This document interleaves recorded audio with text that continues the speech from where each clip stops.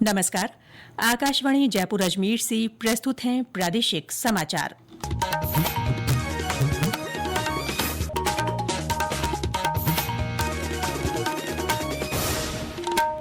मुख्य समाचार। उपराष्ट्रपति जगदीप धनखड़ आज जयपुर के दौरे पर। पूर्व उपराष्ट्रपति भैरों सिंह शेखावत की पुण्यतिथि के अवसर पर उनके स्मारक पुस्तकालय का उद्घाटन करेंगे। मुख्यमंत्री भजनलाल शर्मा ने अधिकारियों को आधारभूत सुविधाएं उपलब्ध कराने के लिए चलाई जा रही परियोजनाओं में तेजी लाने के निर्देश दिए। ऑपरेशन सिंदूर की सफलता के बाद भारतीय सशस्त्र बलों के साहस और बलिदान के सम्मान में प्रदेश में भी तिरंगा यात्राओं का आयोजन। और राज्य में पश्चिमी विक्षोभ का असर खत्म होने के बाद एक बार फिर तापमान में बढ़ोतरी। श्रीगंगानगर में पारा 45 डिग्री के पार।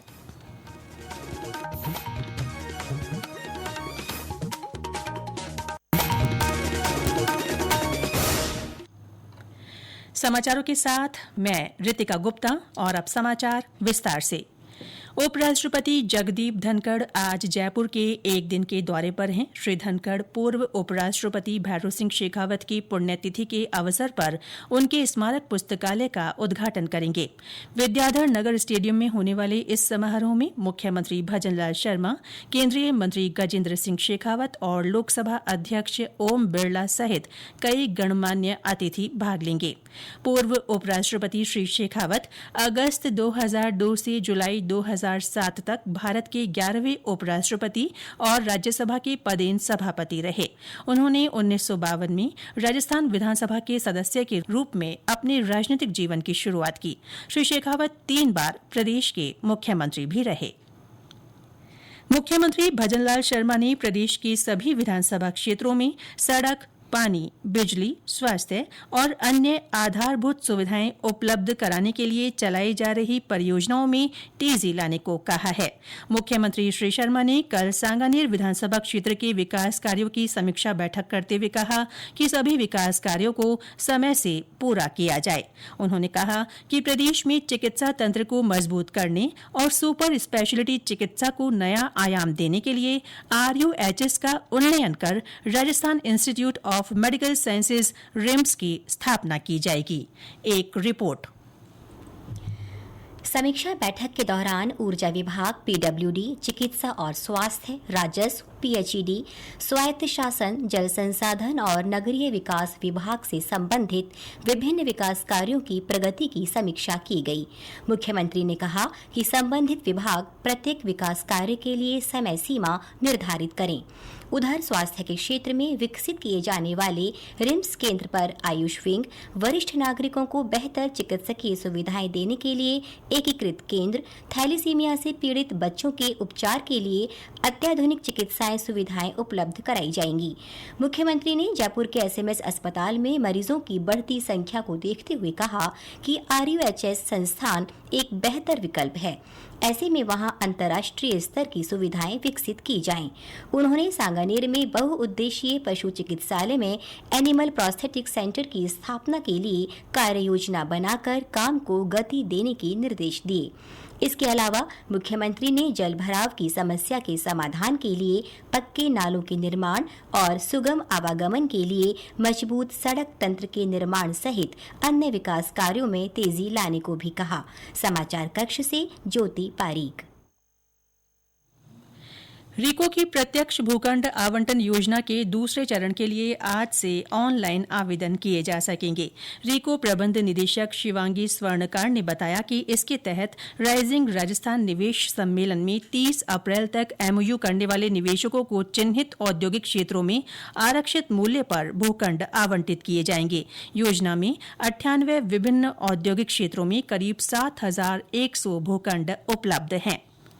उच्च न्यायालय ने कोचिंग संस्थानों में विद्यार्थियों के आत्महत्या से जुड़े मामले में सुनवाई करते हुए कहा है कि वर्ष 2019 से इस संबंध में कानून बनाने की बात हो रही है, लेकिन अभी तक कोचिंग संस्थानों को रेगुलेट करने का कानून नहीं बना है।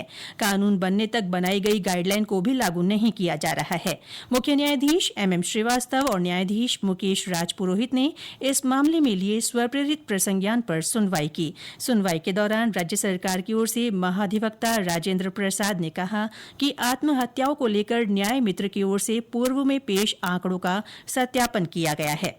दूसरी ओर एक कोचिंग सेंटर की ओर से वरिष्ठ अधिवक्ता मुकुल रोहतगी ने कहा कि इस मुद्दे पर सुप्रीम कोर्ट में मामला विचाराधीन है। इस पर 23 मई को सुनवाई होनी है। ऐसे में तब तक हाईकोर्ट की ओर से कोई आदेश नहीं दिया जाए। इस पर अदालत ने मौखिक टिप्पणी करते हुए मामले की सुनवाई 2 सप्ताह बाद रखी है। ये समाचार आकाशवाणी जयपुर अजमेर से प्रसारित किए जा रहे हैं। पहलगाम आतंकी हमले के जवाब में सफल ऑपरेशन सिंदूर के बाद भारतीय सशस्त्र बलों के साहस और बलिदान का सम्मान करने के लिए देश भर में तिरंगा यात्रा निकाली जा रही है। भाजपा की ओर से आयोजित इस 11 दिन की यात्रा का उद्देश्य नागरिकों, समुदायों और क्षेत्रों में राष्ट्रीय गौरव तथा एकता की भावना पैदा करना है। इसी कड़ी में आज राजधानी जयपुर में तिरंगा यात्रा निकाली जाएगी। यात्रा के प्रदेश समन्वयक भूपेंद्र सैनी ने बताया कि अल्बर्ट हॉल से सुबह 10 बजे से शुरू होने वाली ये यात्रा शहर के मुख्य मार्गों से होती हुई बड़ी चौपड़ पर संपन्न होगी। इसमें मुख्यमंत्री भजनलाल शर्मा और भाजपा प्रदेश अध्यक्ष मदन राठौड़ भी मौजूद रहेंगे। इससे पहले बाड़मेर में कल शाम तिरंगा शौर्य सम्मान यात्रा निकाली गई। यात्रा को प्रदेश भाजपा अध्यक्ष मदन राठौड़ ने रवाना किया। इस मौके पर वाणिज्य और उद्योग राज्य मंत्री के विश्नोई सहित कई भाजपा नेता मौजूद रहे। पीएम कुसुम योजना के तहत सौर ऊर्जा संयंत्र लगाने के लिए प्रदेश में किसानों को प्रेरित किया जा रहा है। योजना में कंपोनेंट बी के तहत संयंत्र लगाने के लिए कृषकों को 60% अनुदान दिया जाएगा। जैसलमेर से हमारे संवाददाता ने बताया कि वहां चालू वित्त वर्ष में 3,500 संयंत्र स्थापना का लक्ष्य मिला है। कृषकों के ऑनलाइन आवेदनों की जांच उपरांत कृषक द्वारा चयनित फर्म से टेक्निकल सर्वे रिपोर्ट सही पाए जाने पर प्रशासनिक स्वीकृति जारी की जाएगी। वहीं कृषक को कृषक हिस्सा राशि कार्यालय उप निदेशक उद्यान जैसलमेर में डिमांड ड्राफ्ट अथवा आरटीजीएस के माध्यम से जमा करानी होगी। जिले को इस योजना के तहत वर्ष 2025-26 के लिए कुल 3500 सौर ऊर्जा पंप संयंत्र स्थापना के लक्ष्य प्राप्त हुए हैं और सौर ऊर्जा पंप संयंत्र स्थापित करने वाले किसानों को 60% अनुदान देय होगा तथा शेष 40% राशि संबंधित कृषक को वहन करनी होगी। मनीष व्यास, आकाशवाणी समाचार, जैसलमेर। प्रदेश में पश्चिमी विक्षोभ का असर खत्म होने के बाद एक बार फिर तापमान में बढ़ोतरी देखी जा रही है। मौसम विभाग के अनुसार कल प्रदेश के 22 शहरों का पारा 40 डिग्री के पार दर्ज किया गया। श्रीगंगानगर का पारा 45 डिग्री के पार पहुंच गया। इस बीच कल कुछ शहरों में आंधी के साथ बारिश भी हुई। भीलवाड़ा, कोटा, चूरू और संगरिया सहित कुछ अन्य स्थानों पर हल्की से मध्यम बारिश दर्ज की गई। विभाग ने पश्चिमी राजस्थान के शहरों में आगामी दिनों के लिए हीट वेव का अलर्ट जारी किया है। मौसम विज्ञान केंद्र जयपुर के निदेशक राधेश्याम शर्मा ने बताया कि हालांकि उत्तरी इलाकों में कहीं कहीं अभी भी आंधी और मेघ गर्जन की गतिविधियां दर्ज हो सकती हैं। पिछले 24 घंटों में पश्चिमी राजस्थान के सरहदी क्षेत्रों से हीट वेव का एक नया स्तर शुरू हुआ है। इसके अलावा ज्यादातर इलाकों में तापमान में 1 से 2 डिग्री सेल्सियस की बढ़ोतरी हुई है। आगामी दिनों में ज्यादातर स्थानों पर आंधी बारिश की गतिविधियों में कमी होगी। हालांकि उत्तरी राजस्थान के वो इलाके जो खासकर हरियाणा, पंजाब और यूपी की तरफ के लगने वाले हैं, इनमें अभी भी कुछ इलाकों में दोपहर बाद हल्के से मध्यम दर्जे का मेघ गर्जन होने की संभावना है। इसके अलावा ज्यादातर इलाकों में मौसम मुख्यतः शुष्क रहने की संभावना है। प्रोफेसर अखिल रंजन गर्ग को बीकानेर तकनीकी विश्वविद्यालय के कुलगुरु पद पर नियुक्त किया गया है। राज्यपाल और कुलाधिपति हरिभाऊ बागड़े ने इस संबंध में आदेश जारी किए हैं।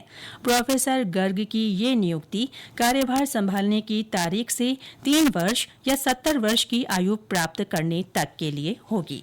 और अंत में मुख्य समाचार एक बार फिर। उपराष्ट्रपति जगदीप धनखड़ आज जयपुर के दौरे पर पूर्व उपराष्ट्रपति भैरों सिंह शेखावत की पुण्यतिथि के अवसर पर उनके स्मारक पुस्तकालय का उद्घाटन करेंगे।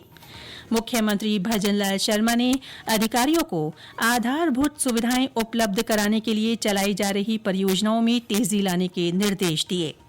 ऑपरेशन सिंदूर की सफलता के बाद भारतीय सशस्त्र बलों के साहस और बलिदान के सम्मान में प्रदेश में भी तिरंगा यात्राओं का आयोजन। और राज्य में पश्चिमी विक्षोभ का असर खत्म होने के बाद एक बार फिर तापमान में बढ़ोतरी, श्रीगंगानगर में पारा 45 डिग्री के पार।